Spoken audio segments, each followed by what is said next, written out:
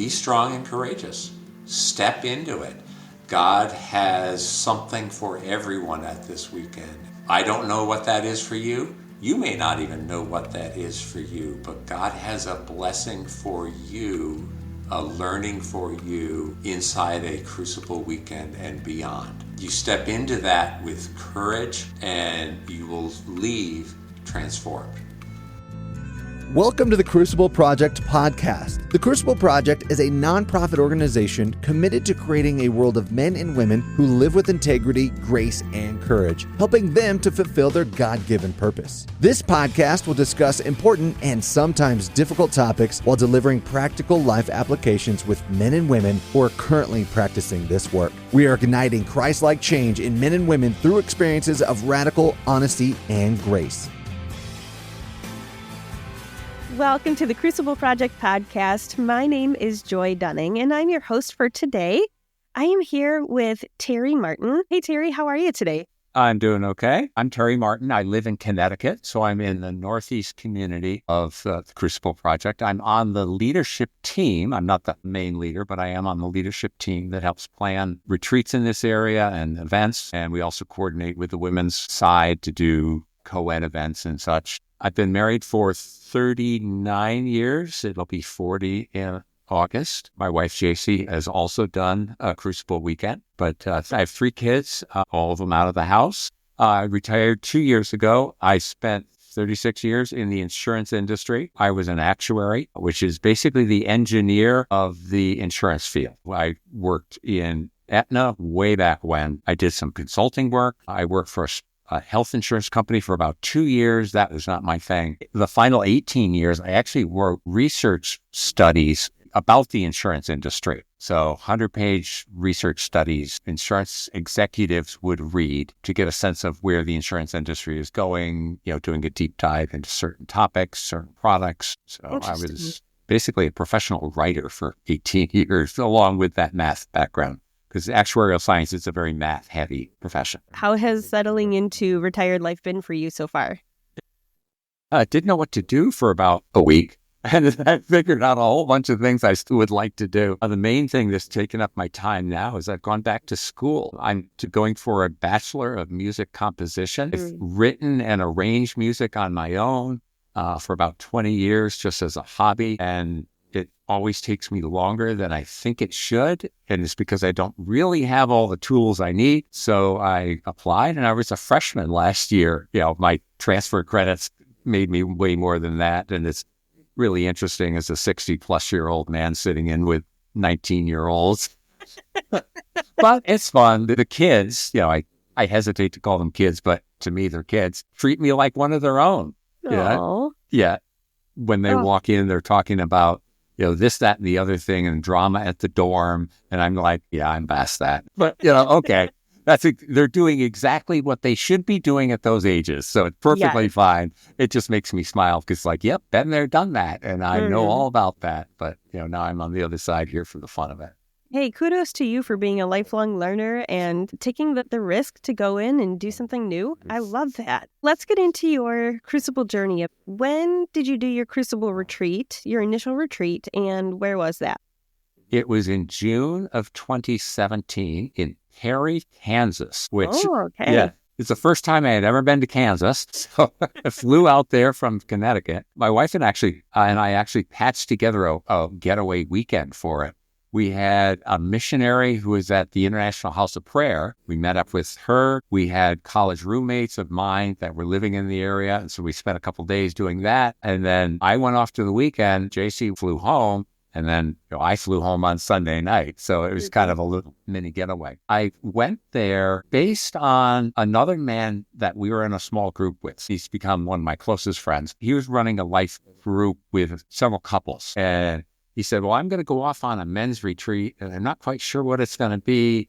I'll tell you about it when I get back. So off he goes, and at our next meeting, well, how was the retreat? And he didn't say much about it. And then 6 months later, I look back and go, whatever it is he got, I want that.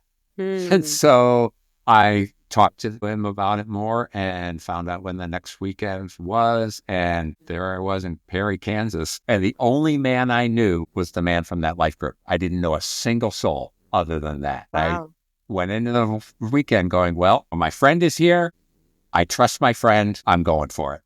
Yes. And that was the weekend. Yeah. You had said, after about 6 months of him going, said, whatever he's got, I want it.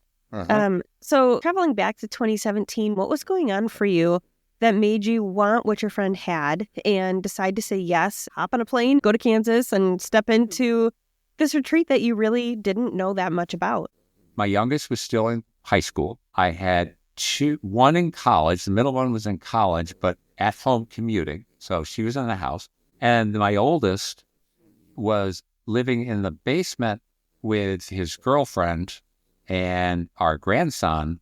And life was really hectic, unstructured. Boundaries were difficult, and it was very chaotic. I could not draw boundaries with any of this. I felt walked on, as did my wife at times, and it was just falling apart at the seams. There was just so much going on. And I felt like I couldn't defend myself, and I hated conflict. In the house I grew up in, anger was not safe. My dad would get angry, but he never got angry at people. He got angry at things, the car that he couldn't fix, despite being a mechanical and an electrical engineer. When the car refused to get fixed by his efforts, tools sometimes flew. Never at a person, but that made anger scary. And so I'm never going to get angry. And what I found was, in hindsight, I learned that without healthy anger, you can't hold a boundary. And here I was afraid of a conflict because that might make me angry, and anger's not safe. And so therefore I couldn't hold boundaries with my kids. I couldn't hold boundaries at work. And all that anger that I denied having just sort of seeped out and eroded any defense I had. So that's where I was. I was in a very weak place. I backed away from every sort of conflict that came along. Spineless is the word that just jumped in my mind. So what did you want for yourself heading into that retreat? Confidence and courage. I really wanted confidence in myself as a man, as the leader of our house, at work, as the leader of my team, as a co-leader with my wife, as a marriage partner, to be able to hold up my end of what all that entailed. And I didn't feel like I had the confidence to do that. What was it about you that was blocking you from having that confidence in yourself and that courage to set boundaries before you went to your retreat? Showing up at the retreat, I didn't know. I didn't know what was blocking me. During the course of the retreat and soon thereafter, I found out that what it was me totally avoiding righteous anger. Anger was not safe. Anger was scary. But in fact, Jesus got angry when he cleared the temple and when he cast out demons. That was anger, not in the sense that we often think of it today, where someone's flying off the handle, but righteous anger, indignation. He looked at the Pharisees indignantly. That's a form of anger, and it's righteous anger. And so it's not sinful because Jesus never sinned, but yet he got angry. And I realized that by never allowing myself to be angry, I never was able to have the strength and courage to go forward, because the righteous, that boundary got crossed, and that shouldn't be. I'm going to set it right. Fix this injustice. That's the stuff that fuels that good aspect of anger, and that was missing. I had gotten rid of the good with the bad. And I didn't know that going into the weekend. But after the weekend, I realized that's what I want, looking for confidence. Well, this is a piece of it. And everything wasn't perfect once that was done. That was just one step in that process. But that feeling that I always denied and pushed away, that's actually a good thing if it's used in a healthy way. And that was a huge block. I was blind to it, totally blind to it, and found out about it just during the course of the weekend and soon thereafter. Our weekends are about 36 hours start to finish. And the reality is that you can't fix everything in a weekend. But when you look at the journey that we're on with growth, I found it sped up that journey. It was taking a pretty big leap in my growth and providing me tools and insights that would have taken a long time to get to through other avenues. And then once I had those things, I could go back to counseling and I had a lot more insight on the things that I was working through and the roots of where some of them came from. And it sounds like you got some of that for yourself as well.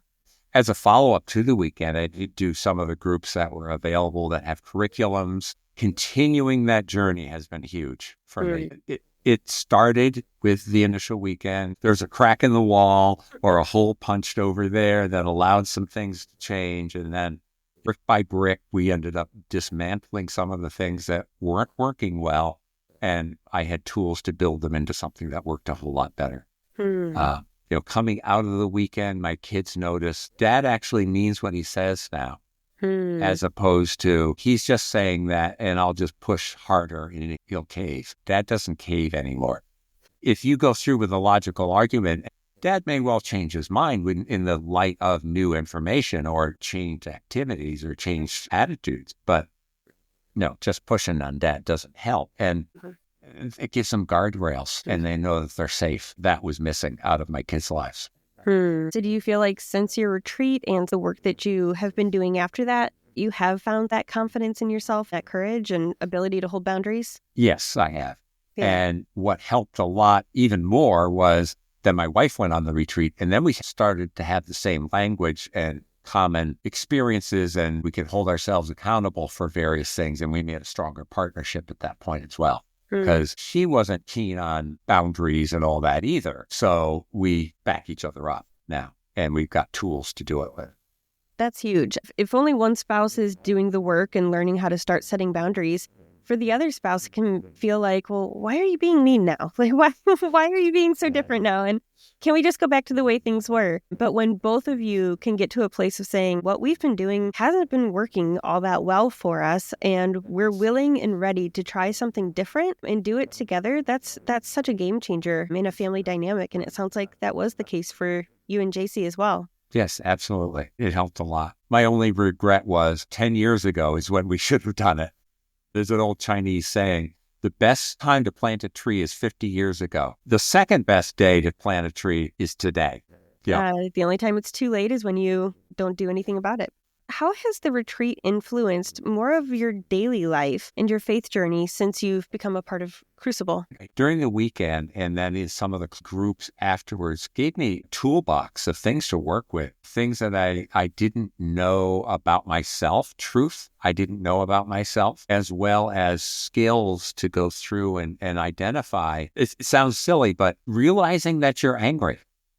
Or recognizing that, wait a minute, I'm sad for some reason. I don't know why. I'll think, what am I sad about? What have I lost? Or sometimes I will notice something. And then if I'm angry about something, well, why am I angry? Was it a boundary that was crossed? Or is it an injustice I see? Or is it some other thing? And then what can I do about it?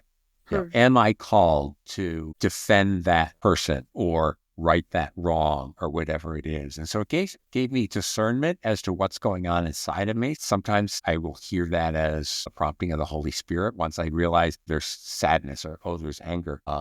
And that'll help me find out what the Holy Spirit's pointing out to me. So that's kind of the awareness. But then it also gave me, I mentioned, a toolbox of things. It gave me a structure to go through and say, okay, here I am. I've got this righteous anger, and here's a way that I've learned that I can deal with this in a productive way and turn that into positive, helpful things rather than this anger coming out and injuring people around me. Mm-hmm. So it has helped day to day just running my life now that the kids are out of the house. Is not as much day to day with those kids, but they're still around. They're still in our lives for sure. And we are able to guide them a little bit better with the knowledge that we have. We had this situation. My wife and our middle daughter had a disagreement, and it turned into something that could have been extremely hurtful in the long run. And we sat down a couple days after it happened and, after kind of a cooling off period, and we talked, the three of us, my wife, myself, and my daughter, talked for 3 hours, figuring out what was behind the message that were supposed to be sent and were sent, the messages that we didn't intend to send, and how she interpreted those. And we picked it apart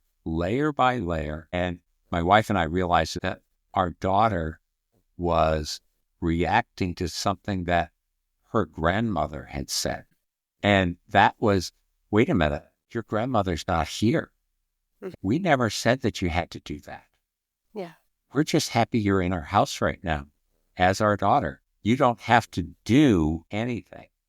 And she was feeling like she had to earn something. It's like my wife and I never would have known that, how to get through that 3-hour conversation and find that nugget down there, like, oh, you got a huge blister on your foot and it's swollen. It's like, oh, look, the little pebble that's in your sock. We never would have known to find that thing that turned into this conflict that we had to diffuse. And it's like, once we find the rock, well, the rest is easy. All right, get rid of that. Now we can heal. Yeah. And, we're nothing standing in our way. So that tool never existed in our repertoire before these weekends. Oh, yeah. I resonate with that story. My husband and I do a very similar tactic when we have a disagreement. Like, where did the wheels come off on this? And starting with what were the messages that were actually sent, and then what were those unintended messages that came along with it? And usually those are where the wounding comes. That's where the hurt and the anger likes to hide. And when you learn how to have a language and a way to bring those to the light, sometimes I don't even realize that's what I took on. But when we start talking about it, it's like, yeah, this is what came up for me, actually. It brings resolution so much quicker and more clearly than just deciding either I'm tired of being mad, let's move on, or continuing to have the argument. When my wife and I have disagreements, like every couple does, if I start to sense anger, anger for me growing up was not safe. And so when there's an angry sort of situation, fear gets added into it. And okay, now I know, stop, recognize the anger. This fear that's coming online has nothing to do with what we're dealing with right now between the two of us. It's because of the environment you grew up in. Take a deep breath. It's coming online because it was how I learned to cope as a kid. That's not serving me now. I recognize it. It's part of me, but I can set it aside consciously. And now let's deal with the conflict with just the conflict, without all this extra junk hanging onto it. And it's so much easier. There's so much less to deal with because you've taken all this other stuff that doesn't belong to it and set it aside. Doesn't deny it. It's just, it doesn't come from this situation. My brain is adding that back in because that's how my childhood was. Anger isn't safe. So when things are anger around me, I don't feel safe anymore. Wait a minute. I'm an adult. I am safe. This is just a disagreement that I need to work through with my wife. I don't have to be afraid because that's from when I was a kid. But honor it. That's where it came from. But now, okay, dear, let's talk through. What's your position on this? What's mine? Where can we find common ground? The whole, logical finding common ground to get through a disagreement. But we've gotten rid of the fear.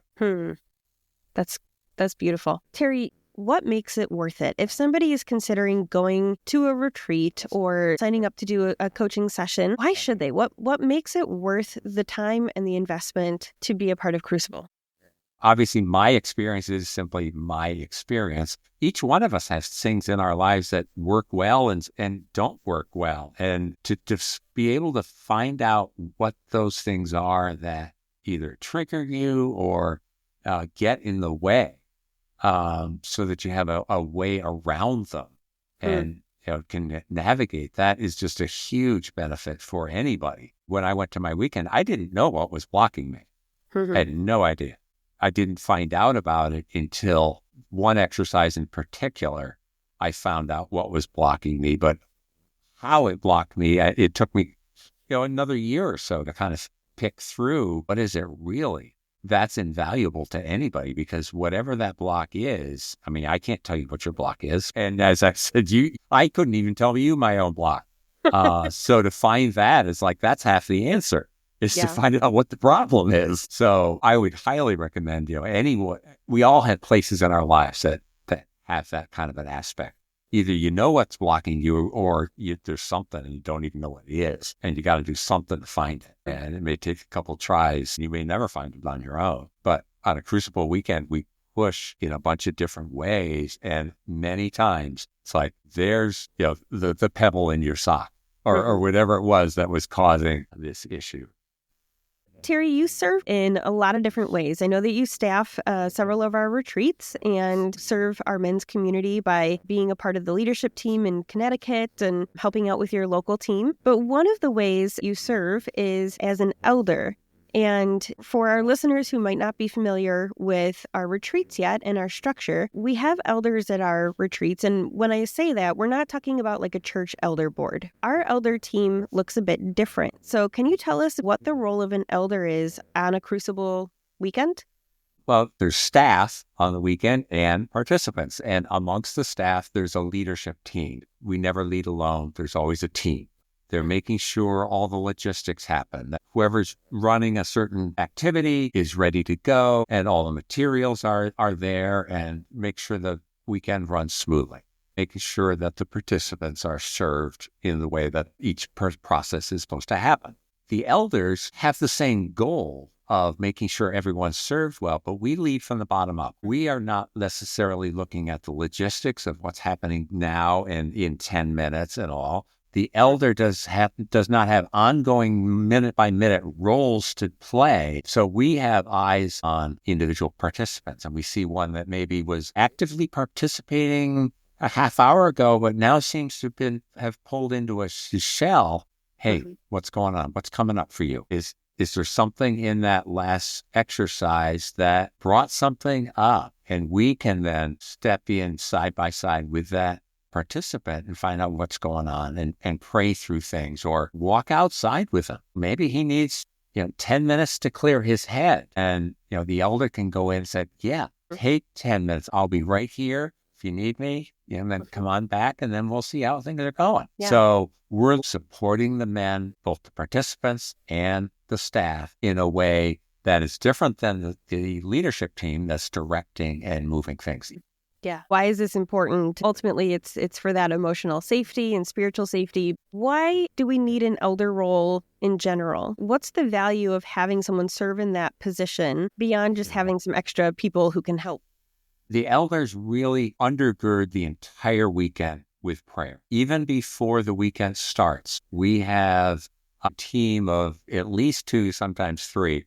And then as the men start to sign up as participants, we don't know their stories. We don't know where they're coming from. We may have some very rudimentary information about age or, where they're living, but we will pray for them by name, putting a prayer covering on them before they even step foot out on the weekend. And that's just creates a spiritual atmosphere that is safe, where growth can happen. The elders will often arrive early and walk the whole grounds and pray over the place where the men are sleeping, or where the staff is going to have their staff meetings, or whatever it is.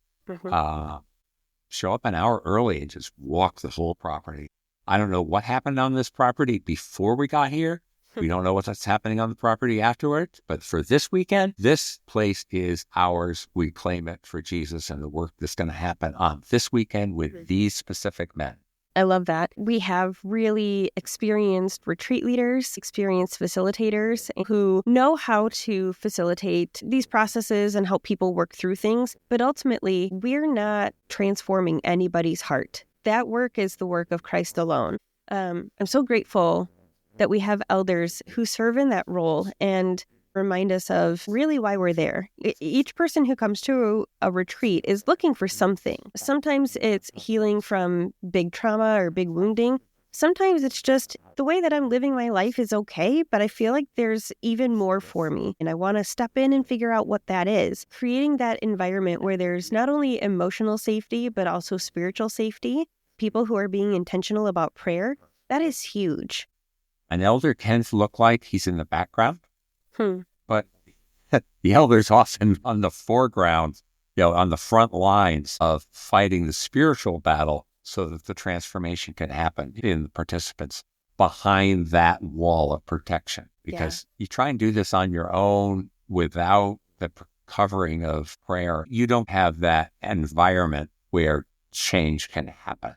Do you have a blessing that you would like to share with our listeners? Yeah, sure. The blessing that comes to mind is Joshua 1:9. Be strong and courageous. Do not be terrified. The Lord will be with you. That's my own paraphrase. Be strong and courageous. As you consider doing a Crucible weekend, be strong and courageous. Step into it. God has something for everyone at this weekend. I don't know what that is for you. You may not even know what that is for you, but God has a blessing for you, a learning for you, and just an enormous gift of resources and camaraderie for you inside a Crucible weekend and beyond. And you step into that with courage, and you will leave transformed. I've seen it countless times. Amen. That is such a beautiful reminder. Thank you for that. Blessings to you and JC as you enjoy retirement and whatever is next in life for you. Thanks for your time today, Terry. Thank you. It's been a pleasure. For more information about our weekends, please go to thecrucibleproject.org. Or if you're ready to get started on your transformational journey right now, you can connect with one of our Crucible certified coaches for a free 30-minute session at thecrucibleproject.org/coaching. That's thecrucibleproject.org/coaching. If you like what you heard, connect with us on Facebook, Instagram, and Twitter. Rate and review wherever you are listening, and don't forget to subscribe on your preferred podcast platform. Thank you for listening.